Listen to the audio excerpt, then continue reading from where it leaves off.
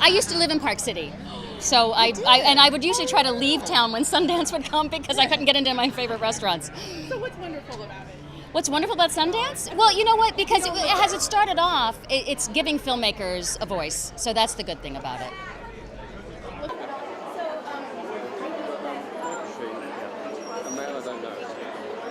I was very cold and I kept falling over on the ice going down these little narrow streets, but it was a wonderful experience. I loved it. When were you there for what film? I was there for my film Bright Young Things, and that was in 2004, I guess. Yeah. Lovely place, Park City, gorgeous, yeah. Thank you. Any particular favorites? Top of the morning, I know it's Irish. You know what What do you love about it? well, I love Sundance, and I've been going for years, and Spring Breakdown was the first time I had a movie. I go to watch movies, which gets harder and harder every year because it's getting more and more popular, but it's kind of a celebration of making movies. And you walk down the street and you can run into, like, I saw Robert Altman one year, God rest his soul. You can run into Robert Redford. You run into independent actors, independent film actors, people I really admire, who you have to live in New York to run into. And you just kind of hang out in the coffee shops and everybody talks, and you talk film, you talk art, and it's great. I love it. I love it.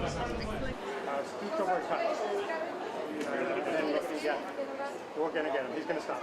Okay. Been there. I certainly have been there. And your experience? What did you? It's been great. I mean, I love Sundance. It's lots of fun. Great launch for films.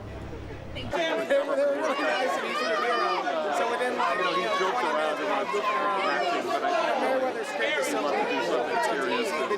But Sundance is, I don't go to many film festivals, but when I've gone there, it's always been casual and easy and not the kind of insanity of Cannes Film Festival.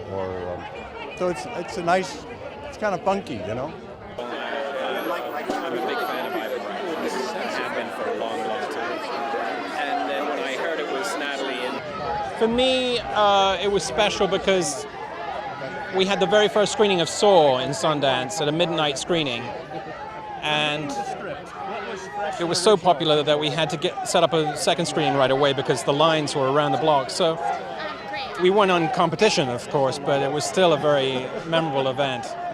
And so I have fond memories of Sundance.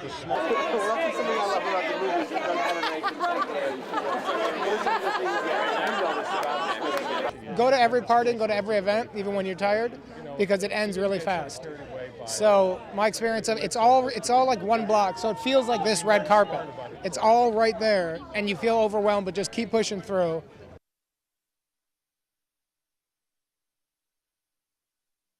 I think I remember most was the premiere of Cyrus there. That was really cool. All my family and was there, and it was the first time anyone was seeing the movie, so it was really exciting.